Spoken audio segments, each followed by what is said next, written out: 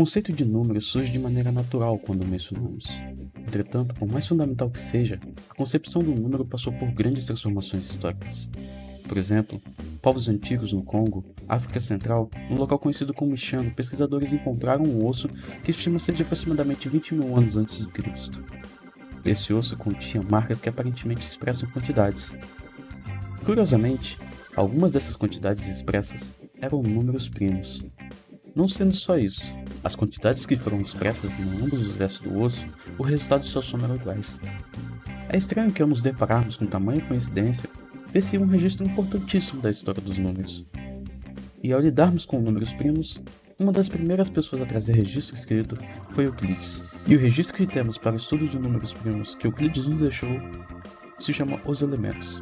Este livro, que continha elementos explicativos para os números primos e a teoria dos números, possui uma densidade significativa à abstração que se consistia em suas explicações. Percebemos que suas explicações e demonstrações não se debruçavam sobre equações ou números. Eram explicações retóricas dadas inteiramente através de exemplos geométricos. A definição que temos hoje para números primos é simples de se mencionar e entender. Número primo é todo número maior que 1 que é divisível somente por si e por 1. Porém, para Euclides, a definição de número primo é mais complexa e vinha como postulado em suas demonstrações. Alguns de seus elementos demonstrados sobre os números primos eram o teorema fundamental da aritmética e a prova de sua infinitude. No livro 7, em Os Elementos, está dedicado à proposição de teoria dos números, e nele encontram as proposições 30, 31 e 32 sobre teorema fundamental da aritmética, e a proposição 20 do livro 9, em Os Elementos, prova a infinitude dos números primos. A proposição 30 diz: caso dois números, sendo multiplicados entre si, faça algum e algum número primo meço produzido deles, medirá também um dos princípios. A proposição 31 diz: todo número composto é medido por algum número primo. A proposição 32 diz: todo número ou é primo ou é medido por algum primo. E enfim, a proposição 20 do livro 9 diz: os números primos são mais numerosos do que toda a quantidade que tenha sido composta de números. Sobre o teorema fundamental da aritmética, dizemos que qualquer número natural maior que 1 ou é primo ou pode ser escrito como um produto de números primos, essencialmente de uma única maneira, exceto pela ordem dos fatores. Assim, entendendo que qualquer número inteiro positivo maior do que 1 pode ser decomposto num produto de números primos, e é dessa maneira que conseguimos demonstrar que os números primos são infinitos. Para provarmos a infinitude dos números primos, suponhamos que os números primos sejam finitos. Assim podemos representá-lo como um conjunto, seja o conjunto P, formado pelos primos P1, P2, P3 até o Pk, e seja N o produto de todos os elementos de P. Então, N seria igual a P1 vezes P2 vezes P3 até o Pk. Se somarmos 1 ao produto de N, teremos N mais 1 igual ao produto de P1, P2, P3, Pk, mais 1. Note que N mais 1 não é divisível por nenhum elemento de P, pois qualquer que seja o divisor, sempre haverá um resto 1.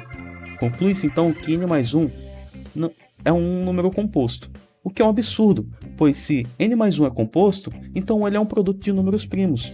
Contudo, ele não é divisível por nenhum elemento do conjunto P, o que nos leva enfim a concluir que ele é primo. E maneiras de se obter primos? Não havia? Eratóstenes, ainda no tempo 200 anos antes de Cristo, criou um crivo, ou melhor dizendo, uma peneira de números primos, em que a regra era simples: eliminar todos os números compostos da seguinte maneira.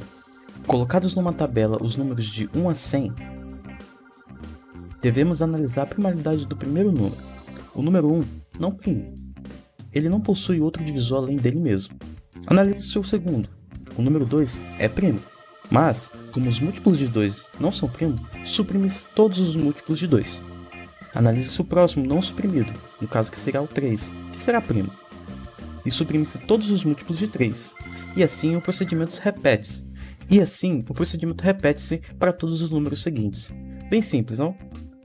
Muitos outros pensadores matemáticos, como Pierre Fermat, Marie Mersenne, Leonhard Euler, desenvolveram conjecturas que tentavam generalizar números primos em funções.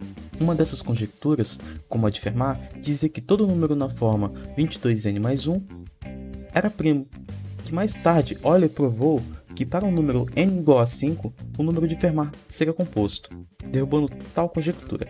Fermat era contemporâneo de Maria Mersenne, escreveu várias conclusões para Mersenne, e em uma delas adotou a expressão número de Mersenne, que expressava que para todo número primo na forma 2 elevado a p menos 1. Mais tarde, Fermat alavancou um dos mais importantes teoremas da teoria dos números, o pequeno teorema de Fermat, que dizia que o número primo p primo entre si com a divide um número na forma a elevado a p menos 1 menos 1.